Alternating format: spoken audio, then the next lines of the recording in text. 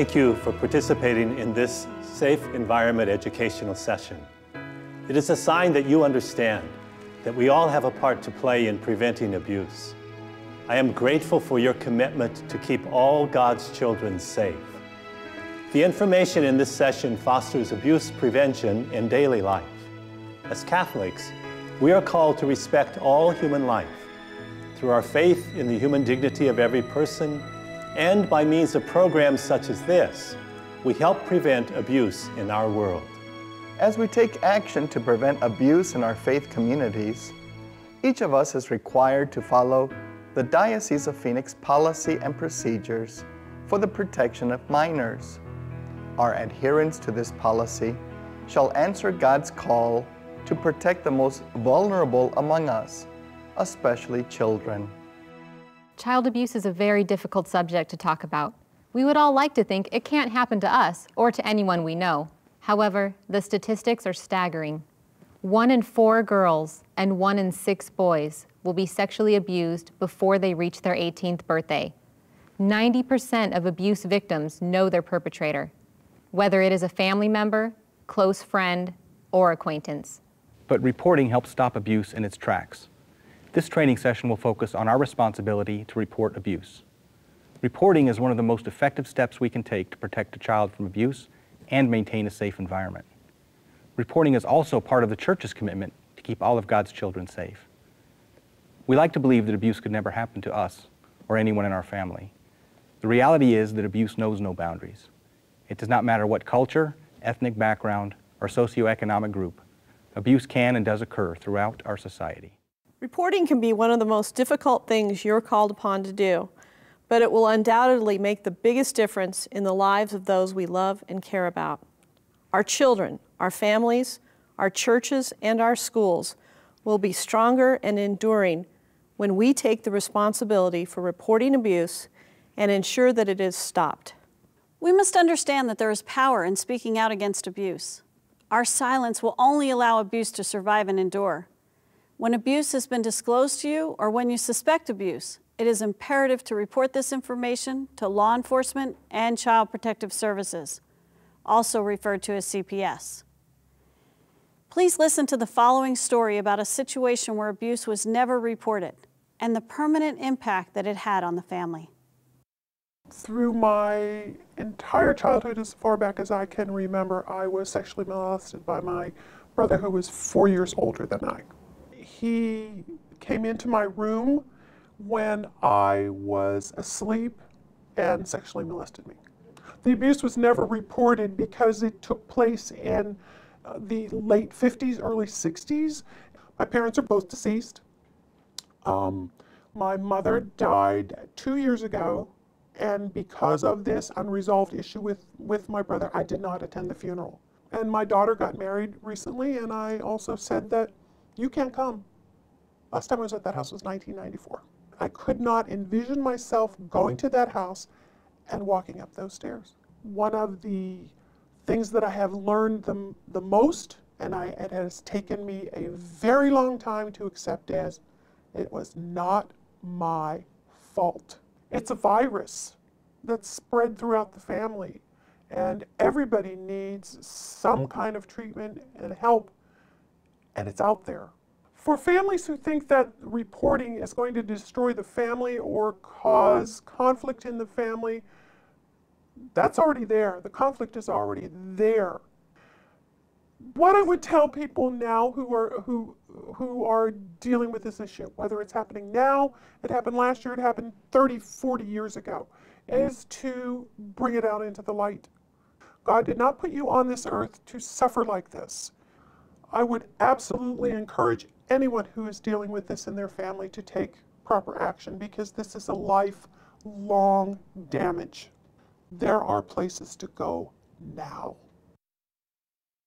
There are many reasons why people are reluctant to report abuse. However, as you've just heard, not reporting can result in tragic, lifelong consequences. In addition to concerns about how reporting may cause turmoil in a family or organization, oftentimes people are hesitant to report because they do not have direct proof. Please understand, proof is not required to make a report. It is up to the authorities to investigate. It is their job to decide if there has been abuse or not. The decision to make the call to report may be difficult, but it is crucial to protecting children. Take a look at this scenario as two people decide if they should report and the necessary steps required to proceed. Hi, Mary. Can I run something by you? Something that's got me concerned. I'm just not sure what to do. Sure, John. What's going on? I heard something today between two of my first grade students, and it's bothering me. Tell me what happened. Sally and Joey were playing alone in the corner when my aide, Beth, went to the front to get the materials ready for the students.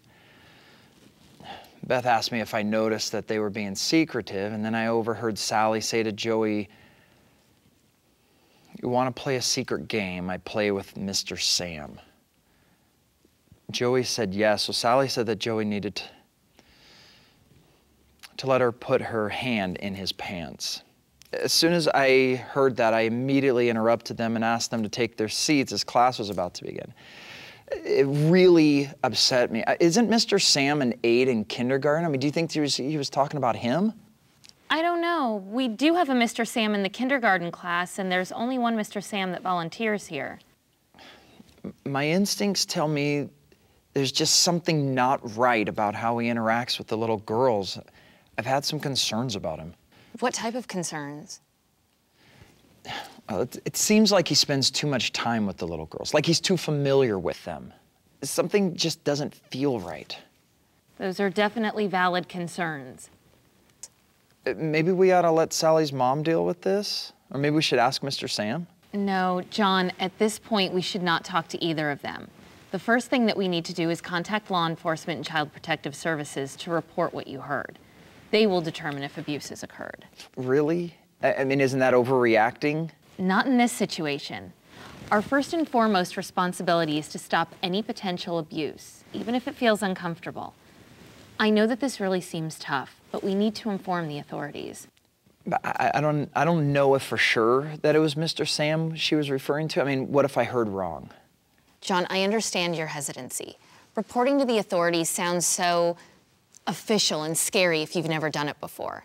However, based on what you told me, we have reasonable belief that something may be happening to Sally, so we have an obligation to report it. Law enforcement and CPS are specially trained to investigate situations like this. Also, if we're wrong in assuming Sally was talking about the Mr. Sam that volunteers here, we can protect everyone by leaving the investigation to trained professionals. I'm nervous. I've never made a report like this before. I'm not even sure where to start. Don't worry, John. I'll stay here with you and we can make the calls together. Mary explained to John why they should not take it upon themselves to investigate. Investigations need to be left to the trained authorities. This is important so that we do not interfere with an investigation. We also want to protect everyone involved. This can be accomplished by leaving the investigation to the authorities and by maintaining confidentiality about the situation. You also heard that John was hesitant to make the report.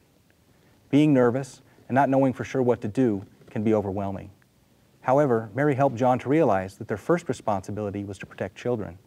And in this case, reporting was the right thing to do. We are responsible for taking action, not staying silent when we might have heard or seen something that could be abuse. It is our responsibility to report, and the authorities will take over from there. Even though the investigation is out of our hands, we can always pray for the best possible outcome once we have taken the appropriate steps. In the scenario we just saw, Mary and John did not have tangible proof that any abuse occurred. Remember, proof is not required to make a report, and in most cases you probably won't have proof. However, as Mary mentioned, all you need to report is reasonable belief. Reasonable belief is when you have any facts from which you could reasonably conclude that a minor may have been abused. In this scenario, John and Mary had reasonable belief that Sally was abused, which is why they made the report. Now Mary and John are going to make the calls. Let's watch. You can use my phone. I'll be right here with you. But you need to make the calls since you observed the incident. But before we call, let's take a look at the minor abuse reporting form to find the number for law enforcement. Typically, we would call the law enforcement where the incident occurred, but in this case, since we don't have any more details and we're here in Phoenix, we'll call Phoenix Police. Also, since the game Sally referenced appears to be sexual in nature, you should ask to speak to someone in the sex crimes department. They'll be more equipped to handle this type of situation. Just tell them exactly what you told me. Okay, I'm ready. Okay. Here's the number.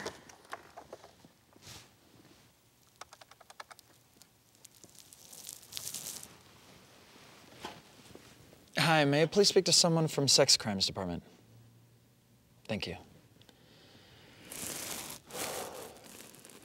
Hi, my name is John Albertson, and I need to make a report. I'm calling from St. Blaise Parish in Phoenix. I'm a catechist for the first grade students.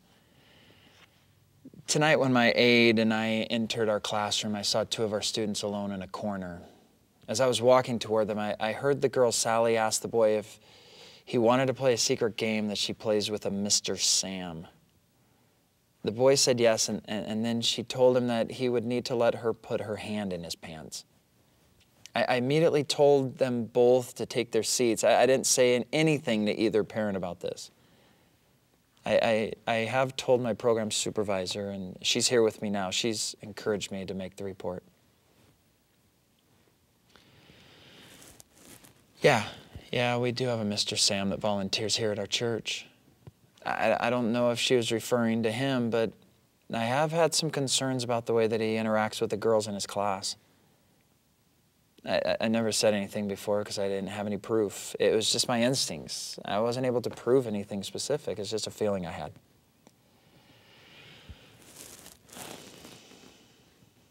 Yeah, let me get you Sally's information. Typically, when making a report, you should call the law enforcement located where the alleged incident occurred. In this scenario, since Mary and John did not have that information, they called their own local law enforcement. It is more important for you to make the report than it is to determine which law enforcement to call. They will help determine which jurisdiction should be involved. You heard Mary mention the minor abuse reporting form. This form can be found on the Safe Environment Training website. The form includes a list of phone numbers for the jurisdictions within the Diocese of Phoenix. In addition, it is used to capture basic information about the incident.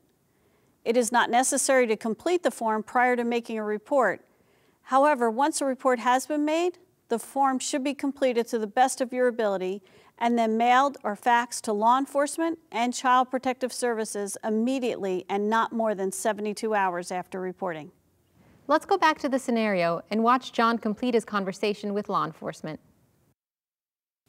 Okay, thank you, yeah. I will write up my summary of what I told you and I'll fax you my paperwork first thing in the morning. I do have a few questions. Should I call Sally or Joey's parents and tell them that I made this report? I understand.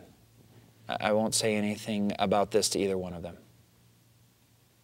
My other question was to ask if I should say anything to Mr. Sam. I won't say anything to Mr. Sam either. You're right. I don't want to do anything that would interfere with your investigation. Yeah, you can reach me at that number if you have any more questions. Thanks for all your help. Bye.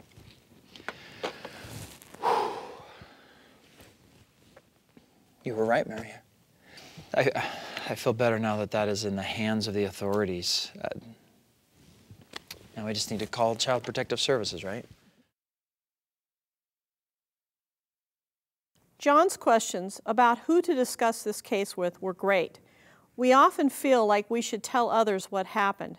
However, as law enforcement explained to John, it is critical to maintain confidentiality so we do not hinder the investigation or ruin anyone's reputation if they turn out to be innocent. After calling law enforcement, John will call Child Protective Services and repeat the same information. Here in the Diocese of Phoenix, we stress to call both law enforcement and Child Protective Services because they determine which agency is able to take the lead in the investigation, and they may work together on the case. In this scenario, since Mr. Sam is a volunteer of the church, John would also call the Office of Child and Youth Protection. Anytime there is an accusation regarding a member of the clergy, an employee or a volunteer of the Diocese of Phoenix, after calling law enforcement and CPS, you must call the Office of Child and Youth Protection. And finally, Catholic school personnel shall contact the Catholic Schools Office and report a call was made to law enforcement and CPS. The caller will only provide the date, time of call, and the name of the person who placed the call. We hope you found the demonstration to be helpful.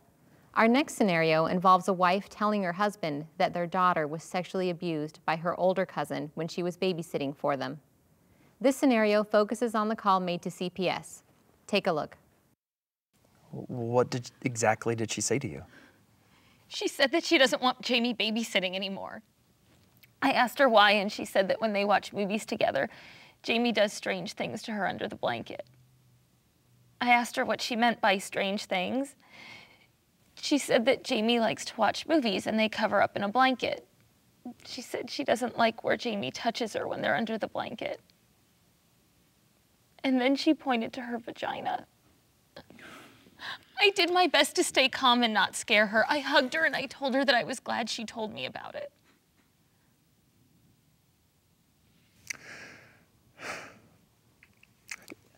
I cannot believe this is happening to us. I wonder if my brother knows what his daughter did to our baby. I need to go over there. Matt, I know you're upset, but I'm not so sure we should be talking to them right now.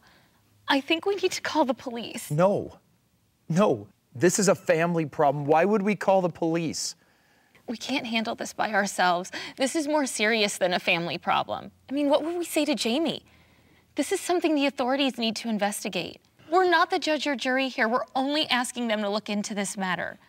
We have to get the police involved so they can get to the bottom of this. I don't want the police talking to our daughter about this kind of stuff. Hasn't she been through enough? I don't want her to have to deal with anything more. The police have trained investigators that'll know how to talk to our baby. They'll be able to determine what happened. What's my brother going to think if we have to call the police on his daughter, our niece?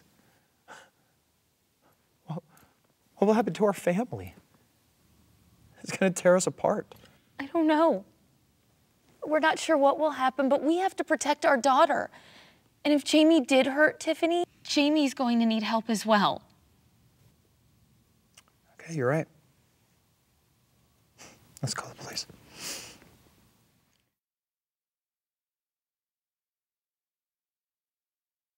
As you can see, Matt was reluctant to report this situation to the authorities. This is a very common reaction. People are often afraid that reporting may cause turmoil within the family, and frankly, it might. But that is not the fault of the victim. The most important thing is to protect the child and keep them safe.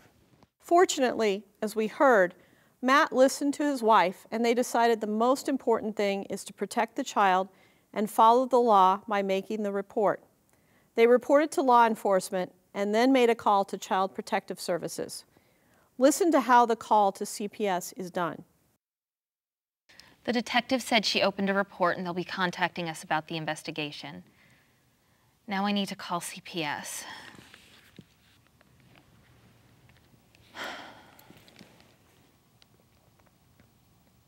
Hello, my name is Allison Jones. I just made a report to the police department and need to file a report with you too. My daughter Tiffany told me today that her cousin Jamie touches her inappropriately when Jamie babysits. Tiffany is 10 years old and Jamie's 15. Jamie lives a couple of blocks away with her parents. Yes, I have their address and phone number. At this point, Allison is providing CPS with contact information for both families. She is also giving details of the incident as they were told to her by Tiffany. And that's everything she told me about what happened. Yes, I will keep Tiffany away from Jamie.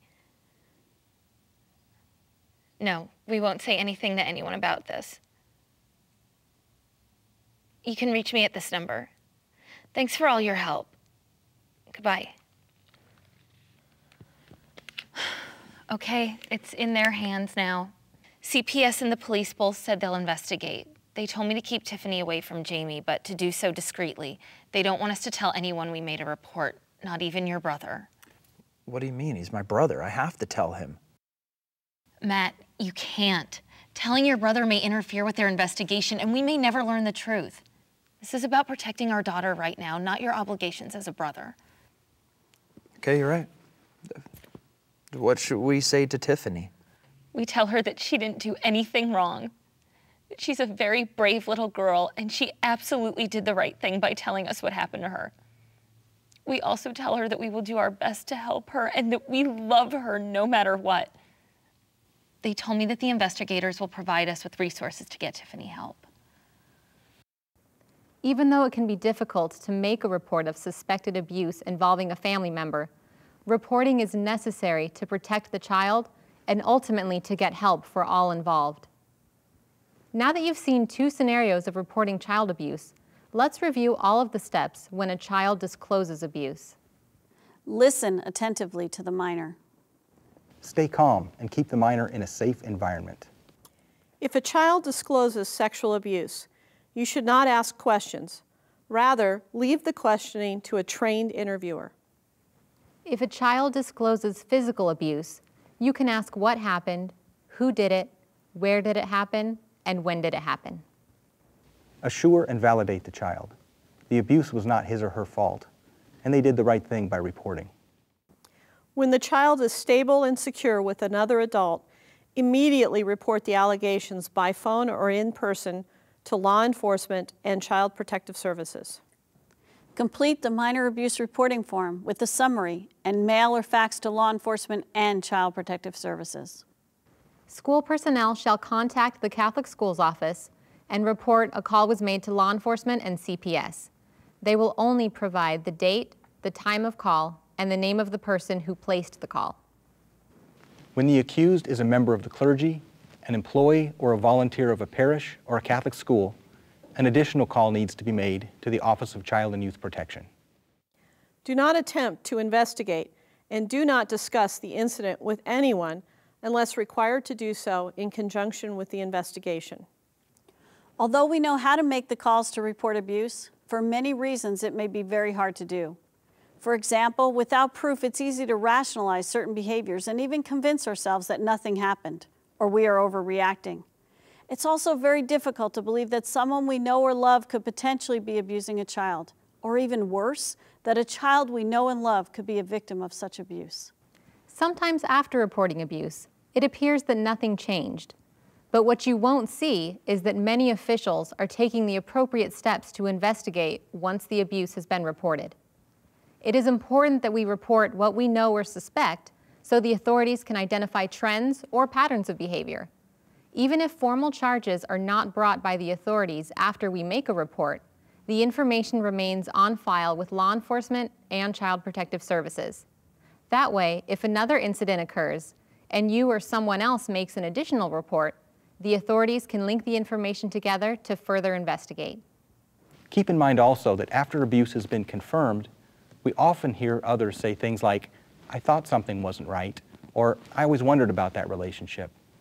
When we trust our gut feelings and we take the steps to report, we can do our part in preventing child sexual abuse. While reporting abuse is definitely the right thing to do, it is also required by law. Listen to Detective Boggs review the Arizona State Mandatory Reporting Law. The state of Arizona's mandatory reporting law requires that any person who has a responsibility for the care of a minor and has a reasonable belief that a minor has been the victim of child abuse or neglect shall immediately make a report to the police and Child Protective Services. For most people, the legal obligation for reporting suspected abuse is during the time you have the responsibility for the care of a minor, which means while you are serving in a program or activity that serves children within your ministry. Some individuals are mandatory reporters 24 hours a day, 7 days a week. They include parents, physicians, counselors, and clergy outside the confessional. You now know the steps to take when reporting abuse. Sometimes what we observe is not abuse, but rather a boundary violation. A boundary violation is when someone behaves in a manner that is contradictory to the Diocese of Phoenix policy and procedures for the protection of minors and the Code of Ethics. Oftentimes, Perpetrators will groom a child, and even the community, into thinking that certain behaviors are okay. This is because those that abuse do not believe that the rules apply to them. However, if we all maintain healthy boundaries, it helps us to remain vigilant in preventing a child from being groomed in our parishes and schools. Maintaining healthy boundaries involves respect and professionalism. By maintaining healthy boundaries ourselves, we are also teaching children how to maintain healthy boundaries. Some examples of healthy boundaries include the following: side hugs, touching the shoulder or hand, positive reinforcement, appropriate jokes, and verbal praise, giving a modest gift to a group of minors. By setting the same standards of behavior for everyone, it's easier to identify inappropriate behaviors so they can be corrected.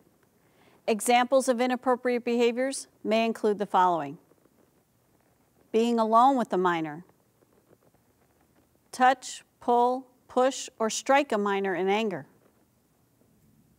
any type of massage between adults and minors, contacting or receiving contact from minors via personal communication tools, including home or cell phones, websites, blogs, social networking profiles, text messaging, instant messaging, or email.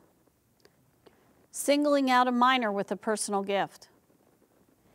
Inappropriate behaviors are referred to as boundary violations.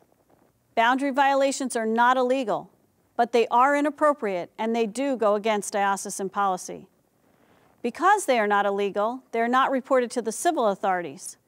However, the Diocese of Phoenix requires each boundary violation to be documented and reported to the program supervisor. This is important so the behavior can be identified and modified to ensure that everyone behaves in an appropriate manner when it comes to personal boundaries. Furthermore, identifying trends with boundary violations provides an even greater chance of preventing potential abuse. Well, we have certainly provided you with a lot of information. Teresa and I are grateful for Paul Pfaffenberger and Rachel Mitchell for joining us today. If you have any questions, please direct them to the Safe Environment Coordinator at your location, or contact the Safe Environment Training Office through phone or email. Before we officially complete this training session, let's take a moment to hear from our bishops. As Catholics, we all have an obligation and a responsibility to cooperate with civil authorities. Sexual abuse of minors is not only illegal, it is completely unacceptable to all of us and in the eyes of the Church. Although we know that child sexual abuse is found throughout our society, the Church has the opportunity to be a leader in abuse prevention. Thank you for serving in our church. Above all, thank you for everything you do to protect God's children. Please join me in praying for the prevention of child abuse.